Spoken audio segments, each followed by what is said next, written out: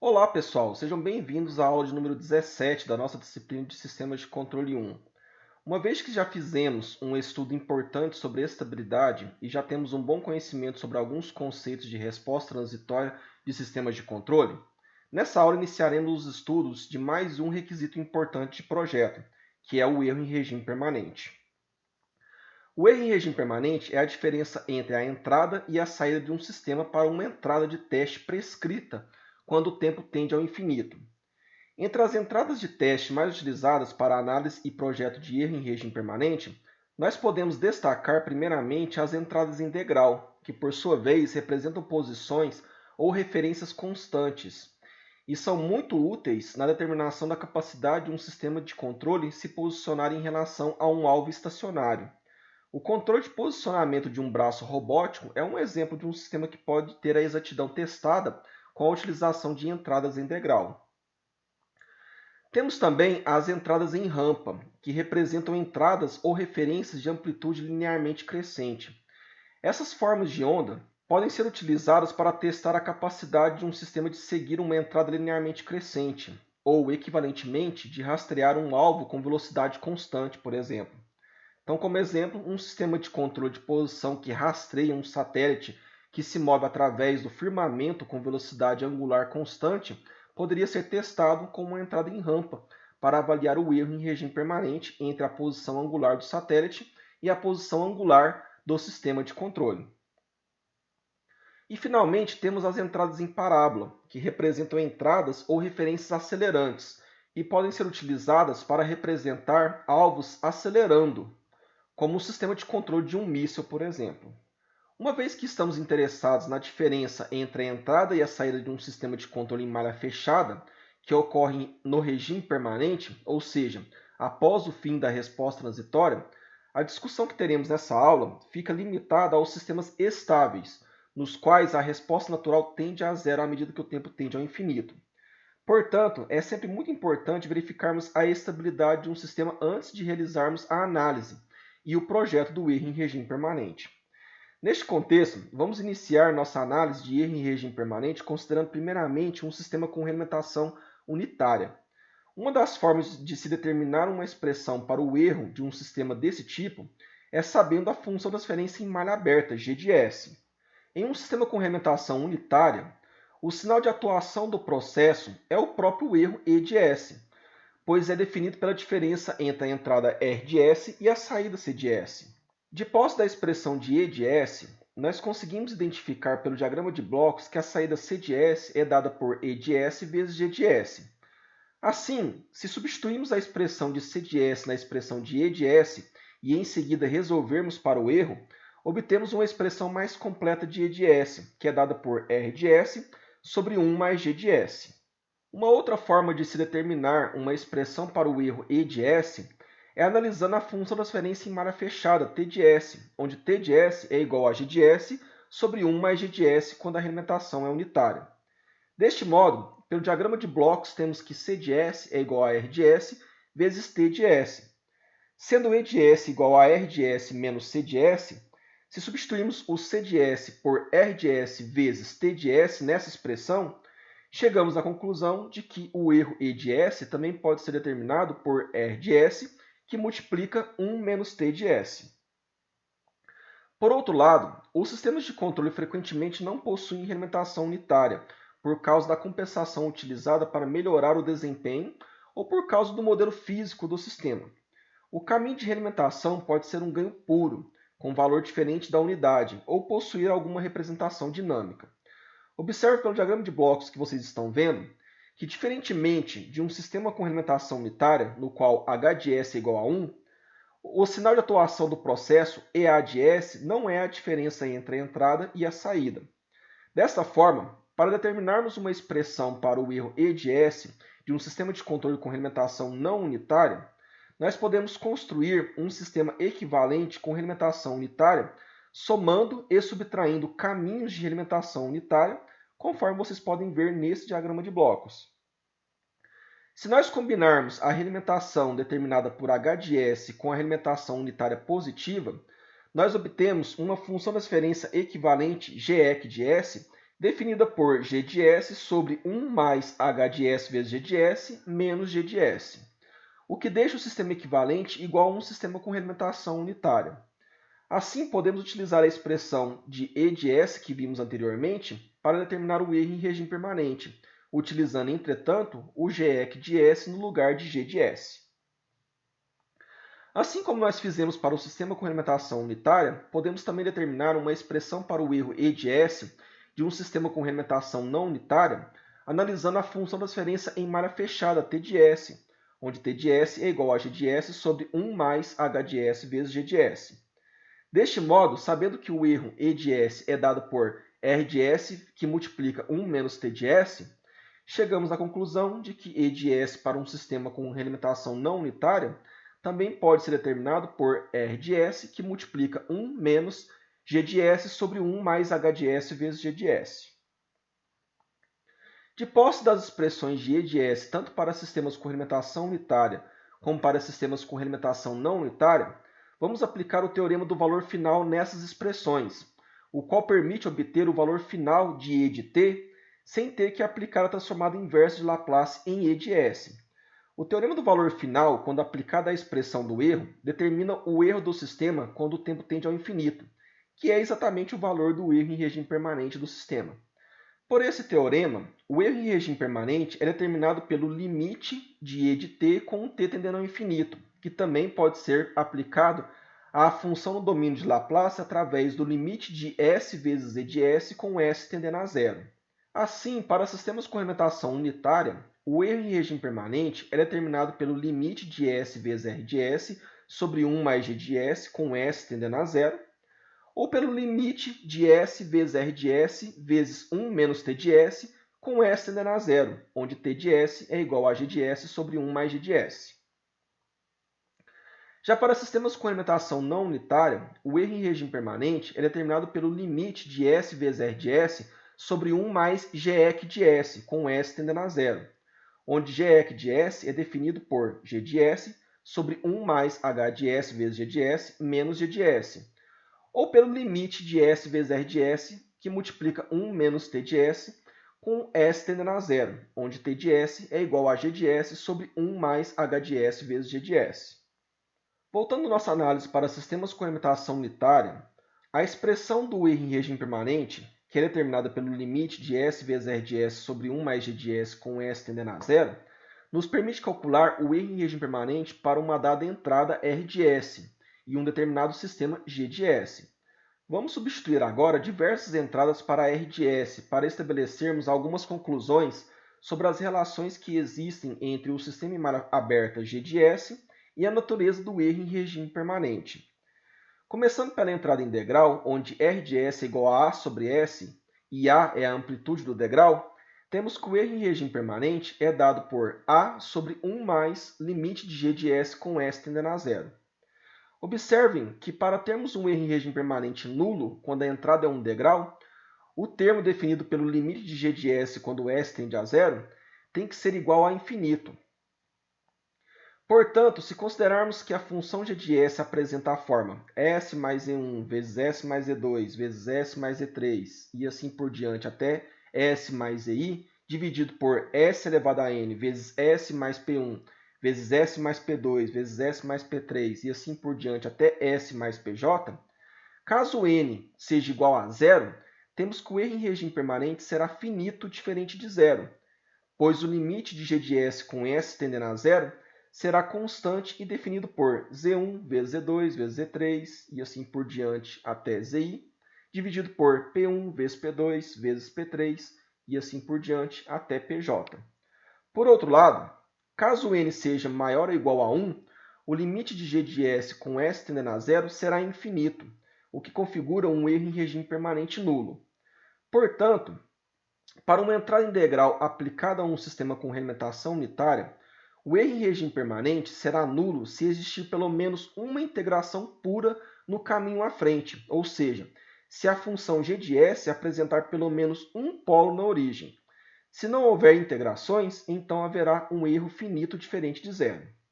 Aqui podemos ver como fica a resposta a um degrau de um sistema com realimentação unitária, dependendo do número de polos na origem que a função g de s possa apresentar.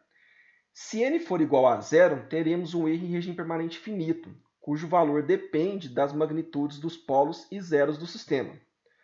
Caso n seja maior ou igual a 1, temos um erro em regime permanente nulo, e a resposta do sistema em malha fechada se iguala à entrada após o regime transitório ter acabado. Fazendo agora uma análise do ponto de vista de uma entrada em rampa, onde R de S é igual a sobre S ao quadrado, temos que o erro em regime permanente é dado por A sobre o limite de S vezes G de S com S tendendo a zero.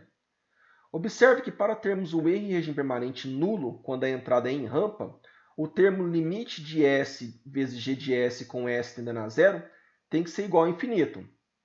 Mais uma vez, assumindo que a função g de s apresenta a forma s mais e1 vezes s mais e2 vezes s mais e3 e assim por diante, dividido por s elevado a n vezes s mais p1 vezes s mais p2 vezes s mais p3 e assim por diante, caso n seja igual a zero, temos que o erro em regime permanente será infinito, pois o limite de s vezes g de s com s tendendo a zero será igual a zero. No entanto, caso n seja igual a 1, temos que o erro em regime permanente será finito diferente de zero, pois o limite de s vezes g de s com s tendendo a zero será constante e definido por z1 vezes z2 vezes z3 e assim por diante, dividido por p1 vezes p2 vezes p3 e assim por diante. E por fim, caso n seja maior ou igual a 2, o limite de s vezes g de s com s tendendo a zero será infinito, o que configura um erro em regime permanente nulo. Portanto, para uma entrada em rampa, se g de s apresentar pelo menos dois polos na origem, o que significa ter duas integrações no caminho à frente, o erro em regime permanente será nulo. Se g de s apresentar apenas um polo na origem, o erro em regime permanente será um valor finito diferente de zero.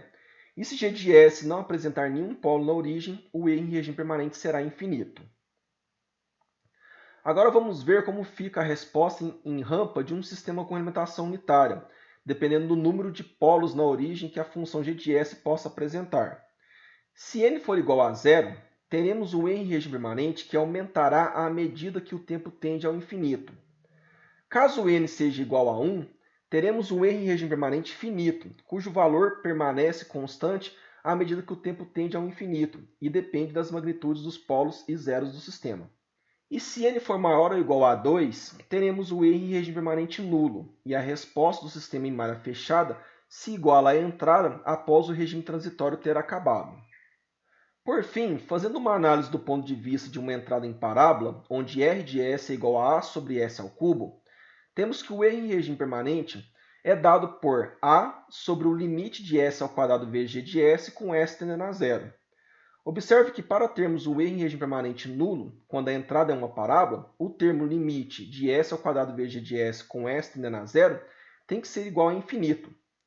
Mais uma vez, assumindo que a função g de s apresenta a forma s mais e1 vezes s mais e2 vezes s mais e3 e assim por diante, dividido por s elevado a n vezes s mais p1 vezes s mais p2 vezes s mais p3 e assim por diante, caso n seja igual a 0 ou 1, temos que o erro em regime permanente será infinito, pois o limite de s ao quadrado vezes g de s com s tendendo a zero será igual a zero. No entanto, caso n seja igual a 2, temos o erro em regime permanente que será finito diferente de zero, pois o limite de s ao quadrado vezes g de s com s tendendo a zero será constante e definido por z1 vezes z2 vezes z3 e assim por diante, sobre p1 vezes p2 vezes p3 e assim por diante. E por fim, caso n seja maior ou igual a 3, o limite de s ao quadrado vezes g de s com s tendendo a zero será infinito, o que configura um erro em regime permanente nulo. Portanto, para uma entrada em parábola, se g de s apresentar pelo menos 3 polos na origem, o que significa ter 3 integrações no caminho à frente, o erro em regime permanente será nulo. Se apresentar apenas 2 polos na origem, o erro em regime permanente será um valor finito diferente de zero. E se apresentar apenas um polo na origem ou nenhum, o erro em regime permanente será infinito. Agora vamos ver como fica a resposta em parábola de um sistema com alimentação unitária, dependendo do número de polos na origem que a função g de s possa apresentar.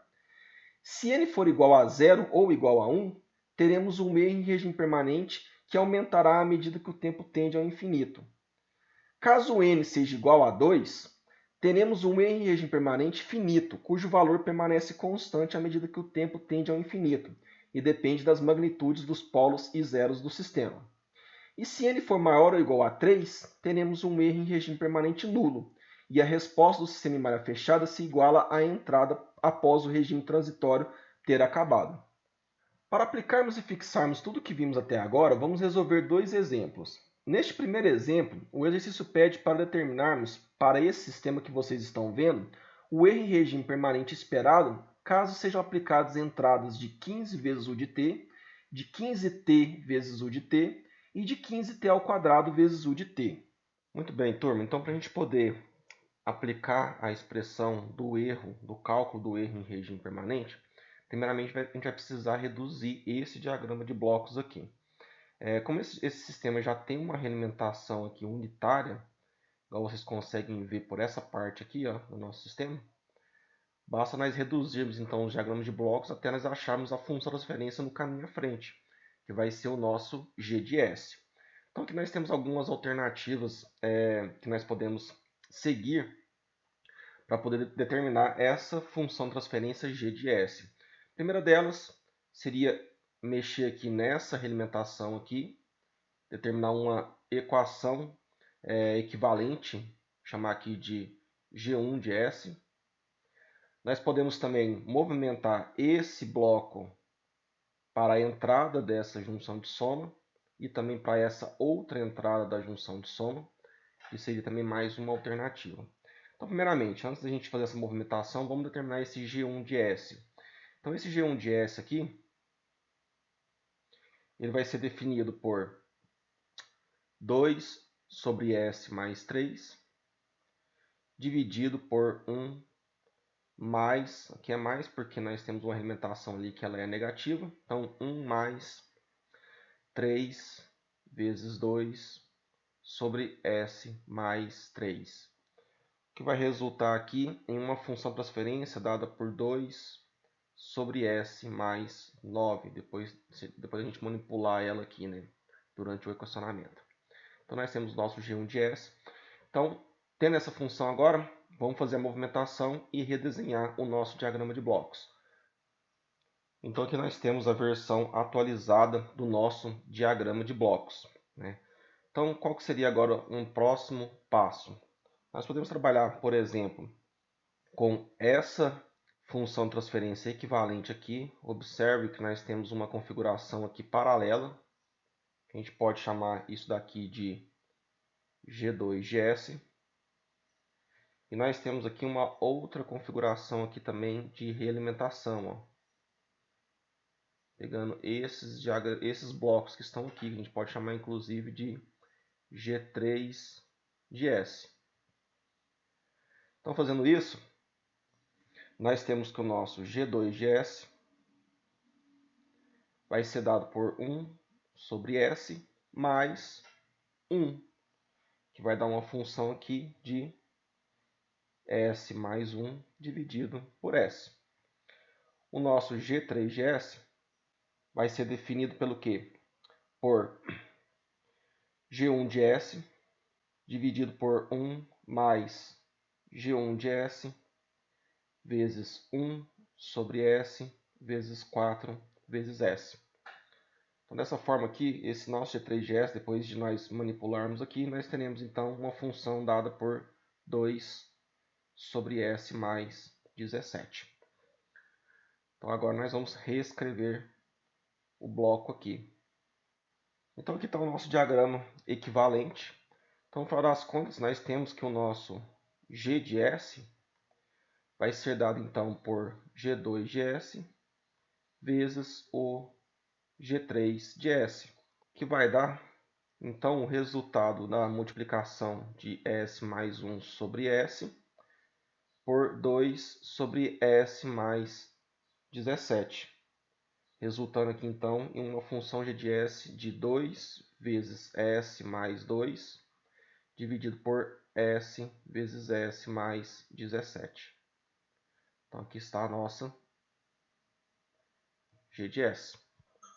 Então, uma vez sabendo essa G de S aqui agora, vamos determinar então o erro em regime permanente, ou os erros em regime permanente, por cada uma das entradas que foram definidas no exemplo. Então, para uma entrada R de t definida por 15 vezes U de t, nós temos que o R de S vai ser dado por 15 sobre S, porque é uma entrada integral de amplitude 15, né? Então, dessa forma, nós temos que o erro em regime permanente para essa entrada é dado pelo limite com o S tendendo a zero, de S, que multiplica o R de S, que é 15 sobre S, dividido por 1, mais o nosso G de S, que é 2 vezes S, mais 2, dividido por S, vezes S, mais 17. Então, isso aqui nós cortamos esse S com esse S. No final das contas, resolvendo então aqui o limite, nós temos que o erro em regime permanente para essa entrada de 15 sobre S, ou de 15 U de t, é igual a zero. Agora, para uma entrada, né, R de t, que é definida por 15 vezes t vezes U de t, que é uma entrada em rampa. Então, nós temos aqui que o nosso R de S vai ser dado por 15 sobre S ao quadrado. Então, nós temos que o erro vai ser igual ao limite de S tendendo a zero,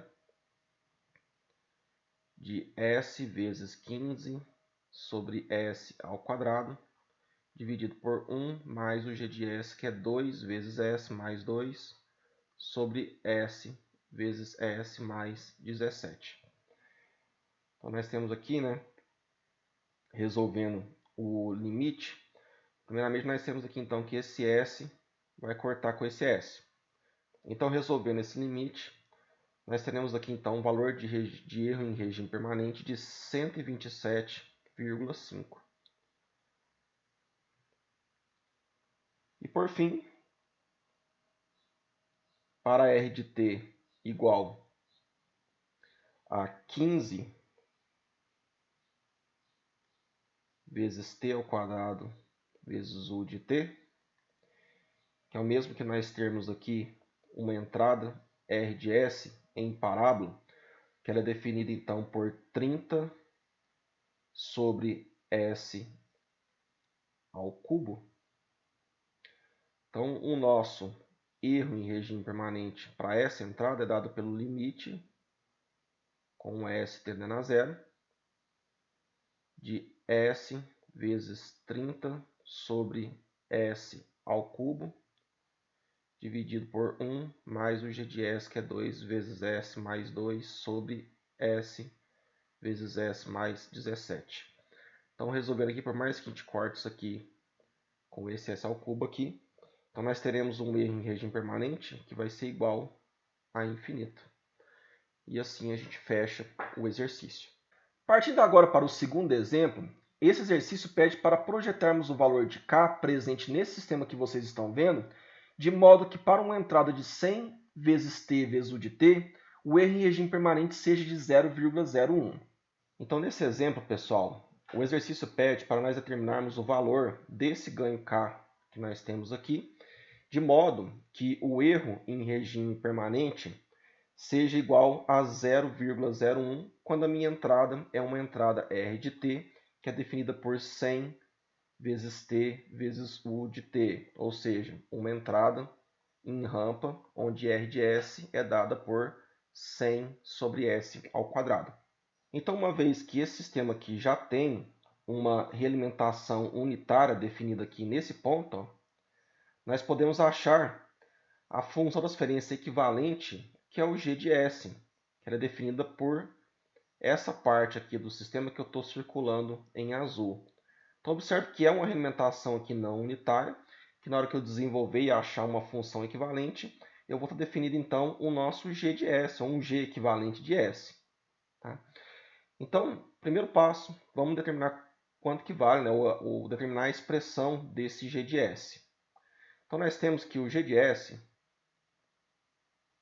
nesse caso aqui, vai ser definido por K sobre S vezes S mais 1, dividido por 1 mais 10 vezes S sobre K, vezes K sobre S vezes S mais 1. Então aqui a gente pode cortar esse K com esse K, esse S com esse S. E no final das contas, nós temos aqui então uma função de transferência equivalente aqui, definida por K sobre S vezes S mais 11. Então, uma vez definido o nosso g de S, vamos aplicar então a fórmula do erro, que é dada pelo limite com o S tendendo a zero, de S vezes 100 sobre S ao quadrado, dividido por 1, mais o nosso g de S, que é K sobre S vezes S mais 11. Esse S aqui vai cortar com esse quadrado. Então, no final das contas, nós teremos então um limite de S tendendo a zero, de 100 sobre S mais S vezes K sobre S vezes S mais 11, onde esse S vai cortar com esse S. No final das contas, nós teremos o que então? Um limite com S tendendo a zero, que vai ser, claro, o nosso erro, né? De 100 sobre S mais K sobre S mais 11. E pelo enunciado do exercício, a gente sabe que esse erro tem que ser igual a 0,01. Então, resolvendo aqui agora, nós temos então, resolvendo esse limite aqui, né? Nós temos então que 100 sobre K sobre 11 vai ser igual a 0,01. E no final das contas, nós teremos então que o nosso ganho K vai ter que ser igual a 110 mil. Fechando aqui então o exercício. Assim, turma, finalizamos a nossa 17ª aula. Na próxima aula, continuaremos os estudos sobre erro em regime permanente de sistemas de controle e veremos os conceitos de constantes de erro estáticas. Abraço e bons estudos!